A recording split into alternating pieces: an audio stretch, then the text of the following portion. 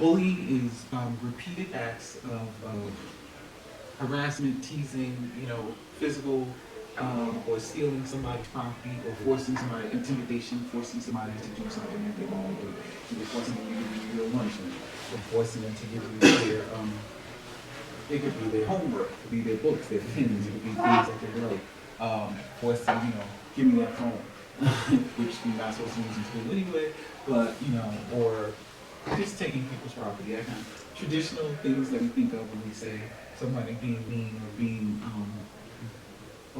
bossy or everything. I need to practice saying your name. And so Miss Davenport, I said, so all that stuff is really what bullying is in a general sense, right? So, and what's important for the state definition and for the district definition is it's repeated. So it's easier for me to place it in bullying being an imbalance of power. Pointed out that it could be a group of people on one person, right? So if it's a group on one, that's not equal, right? So that's an imbalance of power. So if it's one person and they pick on multiple people, and they're big or they're just perceived as being stronger or scarier in some way, then that can be considered bullying, right? And that's one against many, usually it's many against one, but one against many is also an imbalance of power. And then you have, so it's the repeated, it's the repetition, right? And so we're gonna call those things bullying, right? Teasing and harassment, you guys kind of generally know. Mom, what you pointed out, which is really, really important, which I don't want to lose, is right now with the social media piece, it's very easy to get into trouble. When people start getting the phone, then it starts to be a real problem because they really act irresponsibly with it. Excuse me, because with the phone comes Instagram or Snapchat or tell me what I'm. See, I don't even know that. Yeah, so then there's one, Top Smash, Twitter, say name it, throw them out. Facebook, TikTok. I don't know these. I have to say, I need somebody to keep me up to date. No, it's because they give you the list. They need to give you the list. I didn't even know that last one she said. You don't even know what you're talking about? No, not TikTok, the other one. Smash something? Yeah, Smash something. I don't know what that was. Tub Smash. Oh, Dub Smash. It's like a dance. It's a dance. What's the other one that you just found out you done? Funny? What is it? Funny? What's that? Say, you know. That's why you open my eyes. They take what? No, language lo tiene. And then they make Videos. Her friend is 10, she how did they it. it's like a music video kind of thing. Okay. To a song. Okay, so there are a few like that. So this is great because I need you to clarify. So let me just get past the regular spiel. So the regular spiel is that. So my biggest problem, what I really need parents and students to understand, we were having this conversation earlier, there is a difference between bullying and conflict. Can anybody tell me what conflict is? Speak up, because yeah. When you're like two people, conflict is like, it's like, oh, okay, so so somebody, quote, it has a picture, they were friends at one time, and now they're not friends. And they have a picture, like, a picture of them, and they say, oh, this person, that's the problem. So, good example. I'm glad that you use real life type situation. And if you couldn't hear her, what she said was two people who used to be friends, who are not friends anymore. They both have social media accounts. So one posts a picture because she has a picture of her used to be friend, and now and says something, some type of comment, And then that creates a conflict. That creates a problem. Hi. It's so hot in here. It's not. It's hot. And we were just talking about what conflict is. And we just got a good example of two students who used to be friends, and suddenly they're not anymore. And then they have now one makes a comment publicly about the other. Is that an easy way to say it, for instance? Now one makes a public comment, being on social media, and now the person didn't like that comment, and now we have a problem. So that's conflict, right? So the biggest problem I have as the Title IX coordinator for the district is helping parents understand the difference between conflict and bullying, right? Yes. Now, conflict, I'm just going to ease it out, is when two people have a problem, right? They are equally engaged in a behavior. So it didn't have to be that one posted something and said something. It could be that they were standing in line at lunch and this person said something. Maybe it was about that person, but that person overheard it, didn't like it. Or maybe they were talking about it, maybe they weren't. And now these two people are arguing. We're going to call that conflict. It's easy if two people, now they used to, and that's where most of our conflict comes from. Former friends, now they're on different sides of the page. They don't like each other. And so they constantly engage in arguments. That is not bullying. That's two people who don't like each other who are having a problem. They have a communication problem. The way I described it earlier is, in particular to the millennial generation, so I'm pointing to the juniors and middle school students in this room, that they have to tell each other what they think every moment, right? So they don't like each other, and they have to tell each other that every opportunity they get. That's conflict. Different opinions. Yes. No, right. So they have differing opinions, but they feel the need to constantly tell the other person. So so Veronica, I can use Veronica because see, I met her when she first came to town. Yeah. But so if Veronica and I don't like each other, and every time she walks into a room, and I roll my eyes, right? This is my reaction to Veronica, and Veronica doesn't like me, and she goes, "I can't stand you either." And she's sitting right next to me. So in the classroom, that's creating a problem, right? So because we don't like, so we're gonna go at each other. I'm Veronica too, Veronica. I don't know if you know. So we go at each other just because we can, just because we can't keep our own opinions to ourselves. Now we know we don't like each other. We like each other, but we know we don't like each other. But we tell each other all the time. Is it necessary to tell somebody that you don't like them? Not at all, right? Because people generally know, right? So you don't have to do that. But what we find in schools, and particularly among our middle schoolers and on, that there's a constant need to constantly share their opinion, right? And I think that's the society, that's part of the way they've grown up, right? So that is, we would just call that conflict. Bullying would be,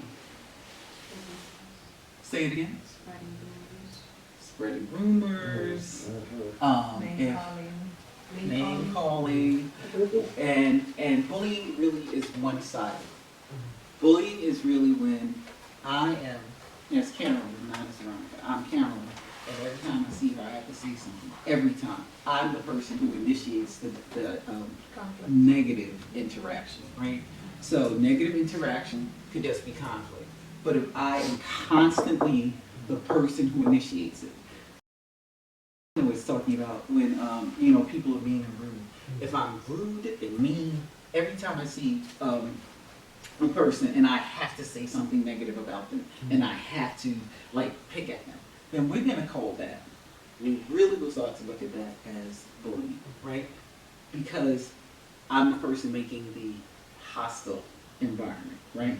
And so if Veronica's cool with me, but I don't like her, and she comes and she sits down, and then I have to make some comment or make some face every time I see her, then that's not a good situation. I didn't even ask if I could use you as Yes, a jump in.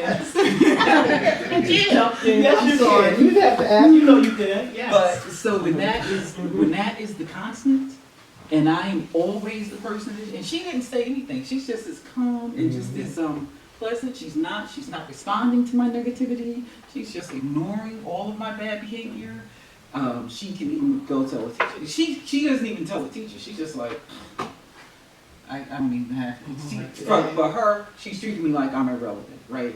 Because nothing that I do is rising to getting to her on the face of it. But then she goes home and she's really upset, right? Like, why does she have to always do that? Why is that? Then that's when we start to really say, okay, what's going on? Then we'll look at that. But I just want to be clear that people understand the difference between conflict. Conflict is a back and forth, a constant. Bullying would be more one-sided, one-directional. I'm always the one picking, right? You get it?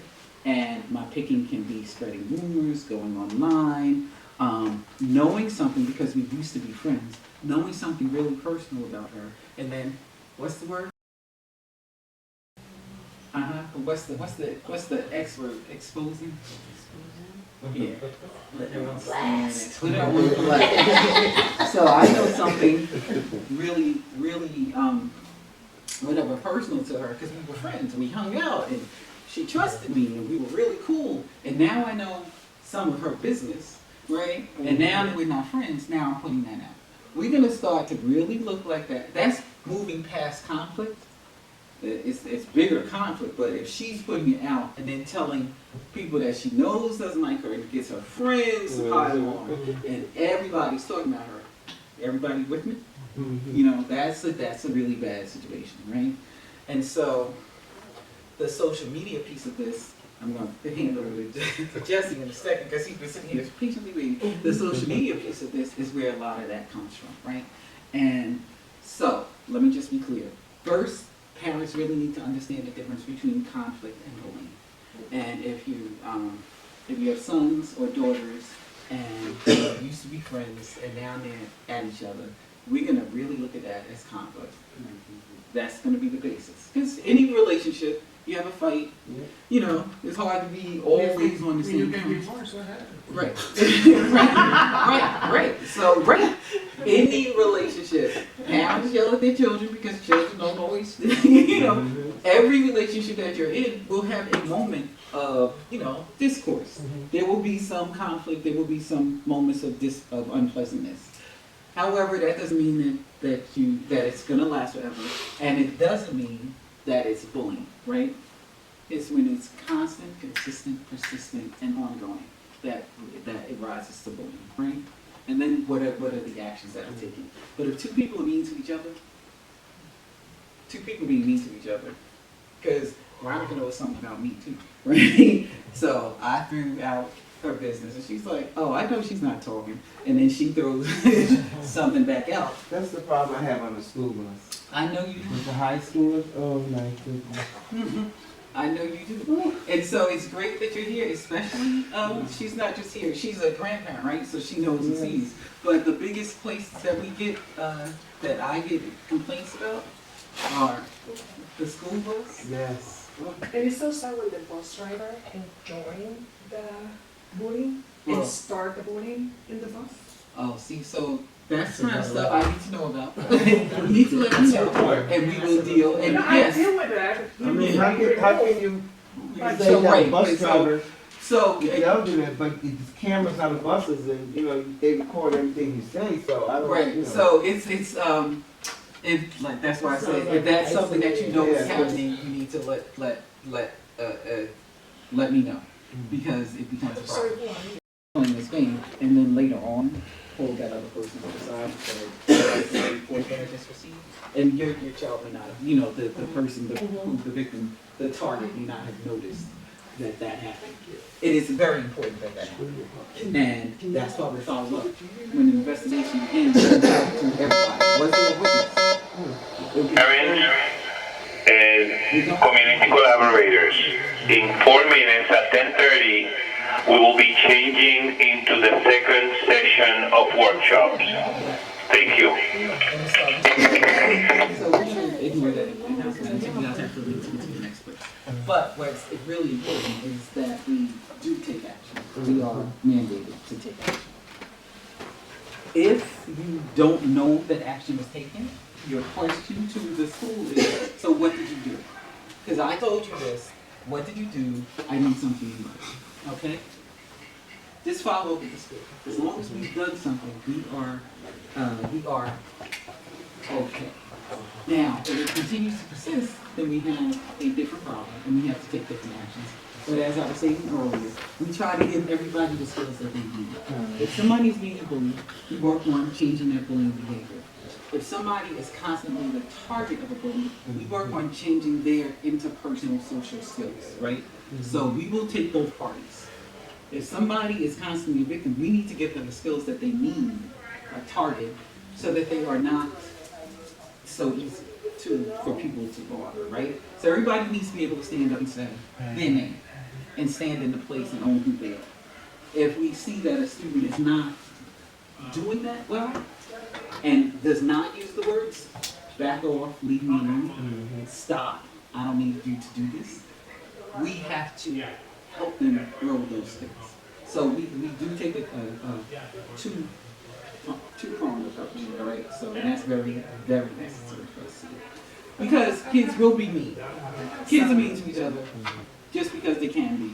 And they do it outside of adults' supervision. Everything you say sounds so beautiful, but reality is that you have to start with the staff. The staff have to go and do what you say that they have to do. Because I have experience that I have to move my daughter from the school for the bullying, and the assistant principal that was in charge was friend of the mother, and the report was like, you know what I mean? Yeah. It's like, it's not fair. So, and we definitely live with that perception, all right? So let's be very clear. New Haven is a small city. It is a very small place with lots of interconnected relationships that you know of and that you don't know of. And it's very hard to exist in a place and not know somebody, right? And it's very hard to exist in a place and feel like you don't know anybody and that you don't have any connections. So it's both very true. I am not from New Haven, so let me get back here. But I do have many connections because I've been here for it'll be 20 years in a minute. But I am not We're here now. Except for New Haven, so let's see. Before we go there, and before we go here, it's about, I don't want to about the snitch part that we were just talking about a few minutes ago. Well, I just wanted to the situation that you described seems like something that hasn't been fully addressed. I think one of the key things is that you said there was a language barrier from the other family, and that might transcend into other situations. So I'm just saying, with that being said, and based on what she said, I think that it needs to be brought back. I think it needs to be brought back to the administrative level, and it needs to be discussed that there needs to be a translator, interpreter, whoever that can speak that person's language, that could then document on paper, even in their language, what is the expectation of that child in school. So then moving forward, you have documentation and they can't go with the I didn't know what was going on kind of mentality, which also occurs, and it's not just Spanish speaking. There are kids that are now coming from other places that they're in, they come in and they don't speak much English, and the families don't either. And we have 109 languages. So I think that the key thing too, before maybe even getting to that office, is making sure that all your I's are dotted and your T's are crossed with this. Go back to the principal, put it on them. I want to document it in their language. I want an interpreter. I want all of this filed that this was said to this child at whatever age, that this cannot be accepted, because what you're referring to isn't bullying. It's more than that with the name calling.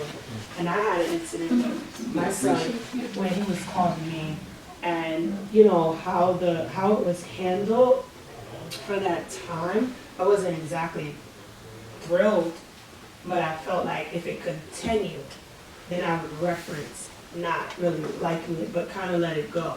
With you can't let that go, because it's continued and continued and continued, and what you're going to face is a brick wall. Well, we didn't know this person didn't speak English, it wasn't clear. Make sure it's clear. So then moving forward, you have more ammunition, so when you take it to her office, it's clear across the board. That would be my suggestion.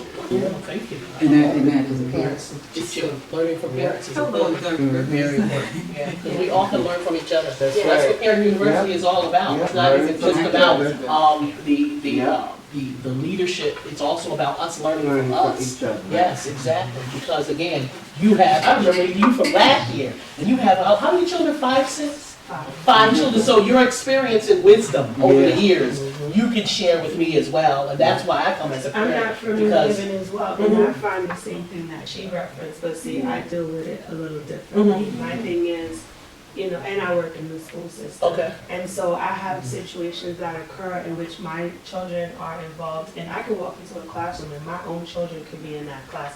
You would never know they're my children. I've had, well now, the kids. Right, Now, now, I've had kids come up to me and go, I didn't know such and such was your child. And I've taught in that classroom, and when I did that, I don't treat my kids any different than the others, and the other kids feel just as nurtured. And so, you know, I've had experiences in which my children have been involved with incidents from other students, and I had to walk with a straight face and look at those students and not reference it or ignore it or work past them or still offer them the same hand as an employee and nurture them or help them and you know, not have a bias. But there are very many hidden biases of interpersonal relationships like you referenced, but it's up to the individual. But in your situation, I would definitely make it clear because you do know her, right? So you don't want that to be a factor as to why her. And again, guess what? Again, and then I'm from New Haven, so then there's that, you're from here. So believe me, I get it. See, I get it from both things, because I left and worked in another school district, so I understand that. So when you're an outsider, and New Haven is but that big, so it's like, nobody's an But outsider. once you make it. But you have to make it, you have to make it, everything is about putting things in writing and being able to do that at the school level, because you want to have a relationship with your school, the people at your school. You know, you really do. You want to have a relationship. So I thank you for that. And again, it's about us learning from each other. Yeah, definitely. And also, that's very key. I'm not at the school, so it is very important that you have a relationship with your school and that your children have a good, positive relationship with the people within the school, in particular the adults. Obviously, school is we call it a safe haven, right? Kids get bored when they're home for a week. I know you want to be off for a week from classes, but when they're home for too long, they're like, okay, I'm looking forward to going. And as soon as they get back, they don't want to work the classwork. But it is their social interaction. It's where they live, right? So so school is a safe haven for kids, and we need it to be a safe haven. So when they are having these interpersonal conflicts or experiencing really hostile environments with people bothering them, that becomes a problem. That's why the law was created. That's why the position exists at all. Right. So, but it is very important to work at the school level. I am coming in as an outsider to the school. Yes, I have relationships with all, well, not all the staff, not 100% of the staff, but with every principal. And so I am coming in, and I know them, and I know how they work. And some people are very thorough. As a district, we do fall down on following through with the written documentation. So it's very important. If you make a complaint to the school, ask for, can you please give me the documentation? And that's important. Especially in the other language. Oh yeah, definitely. What we We do have a is, lot of language but I don't want to barriers. miss this other piece. You had two parents come together with the kids, and the person who broke the rule was the kid. With the kid. It wasn't the parent. Right. And so we have a different situations the way people parent very differently. And so please remember that kids are individuals making individual choices, right? And so parents generally will come together with the idea that we parent the same, and we don't, right? And then so we create some hostile situations when we think they need to parent the way I parent, Exactly. and that creates some hostile situations. However, please remember, kids sometimes make choices outside of their parents' direction. Right? Yeah, that's why we're going to Children's University Outside. because we're going to be teaching what words are wrong, what words are right, because we got to start at that level. Well, You right. know, But we so- have to start with the idea that we all want to be treated a particular way. Exactly. How I think you guys will be like evaluating bullying a little bit different when it's regarding kids with special needs. Because the way my child will say how the bullying is, for your perspective, it's not bullying, but for him it is. No, so it is about the individual's perspective, but bullying is it is very hard.